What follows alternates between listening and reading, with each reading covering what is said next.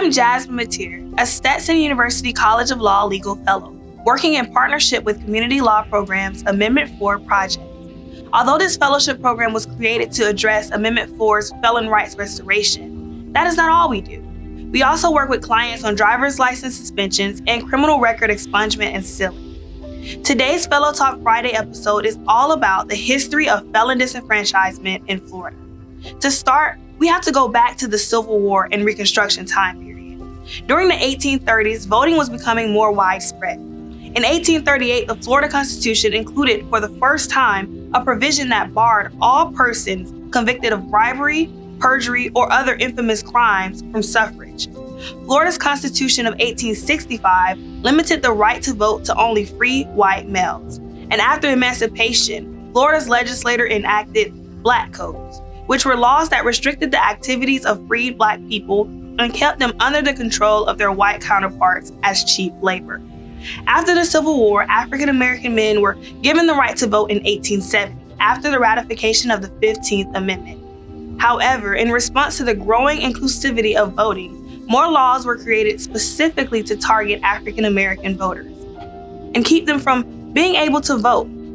In the 1870s, laws were passed in Florida that allowed for people who committed minor crimes to lose their ability to vote. Crimes like theft of livestock and oranges. In Florida in the 1870s, African Americans would be rounded up and put on trial for minor larceny, so they could not vote. After Reconstruction, a time period known as Jim Crow came into being, and it brought with it greater restriction on voting rights. African Americans in Florida who were arrested and imprisoned under Black Codes were entered into what became known as convict leasing, where they would be leased out to work on private plantations and factories throughout the state, with proceeds from their labor being paid back to the state. This supply of free labor led to the push to keep prisons filled to capacity with Black prisoners. During the Civil Rights era in the 1960s, 1970s, and 1980s, there was a major push towards mass incarceration.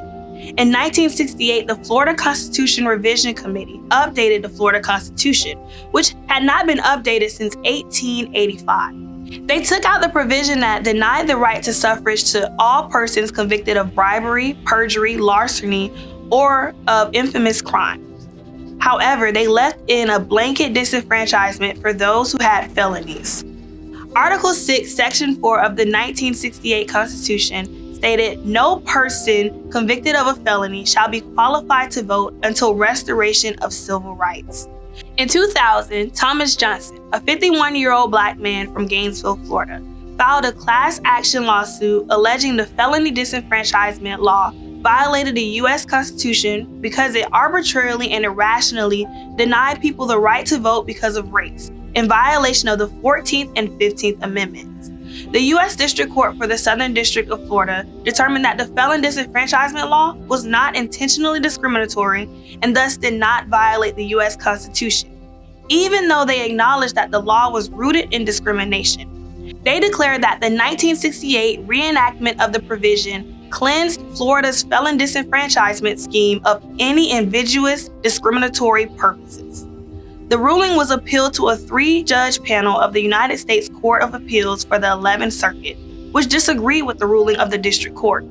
The court highlighted the racist roots of the provision, considered its continuing disparate impact on Black people, and came to the determination that an original discriminatory purpose behind Florida's felon disenfranchisement provision establishes an equal protection violation that persists unless it is subsequently reenacted on the basis of an independent, non-discriminatory purpose. They went on to say that retaining an originally discriminatory provision in order to preserve continuity or out of deference to tradition or simply due to inertia does not amount to an independent purpose sufficient to break the chain of causation between the original racial animus and the provision's continuing force as law. The state of Florida appealed to the 11th Circuit Court of Appeals. The full court vacated the panel's decision and affirmed the district court's opinion. They upheld the constitutionality of Florida's felony disenfranchisement law. They concluded that the 1968 reenactment eliminated the taint from the earlier discriminatory provisions.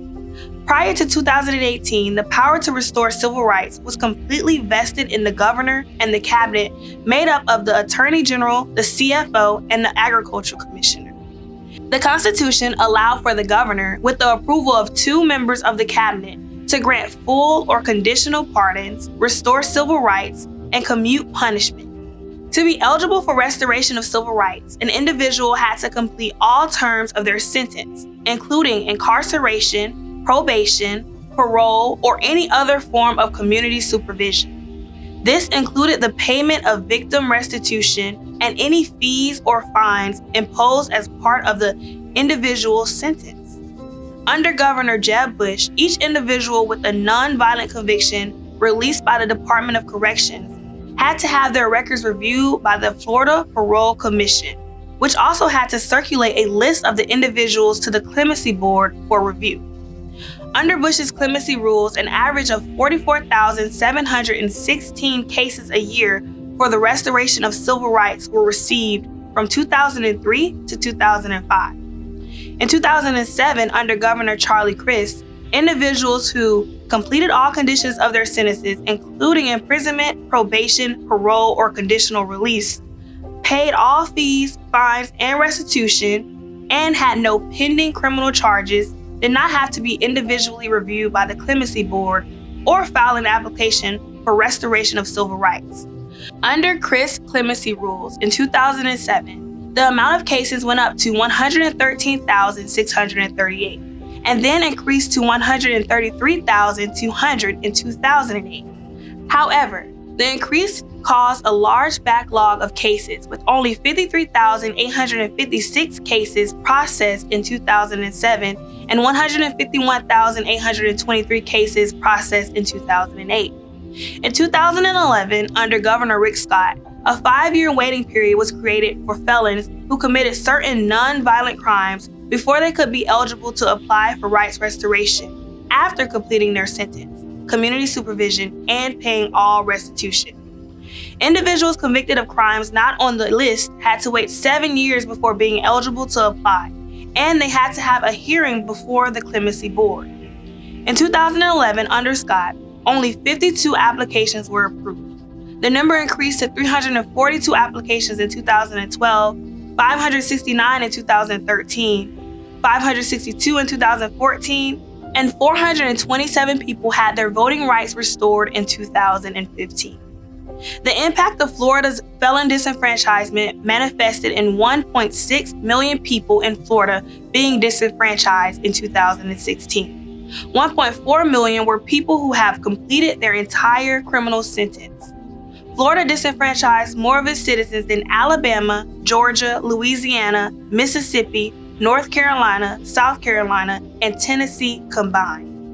Florida disenfranchised more than 10% of its voting age population, and nearly all of the disenfranchised are Black, despite the fact that Black people make up only 16% of the state's general population.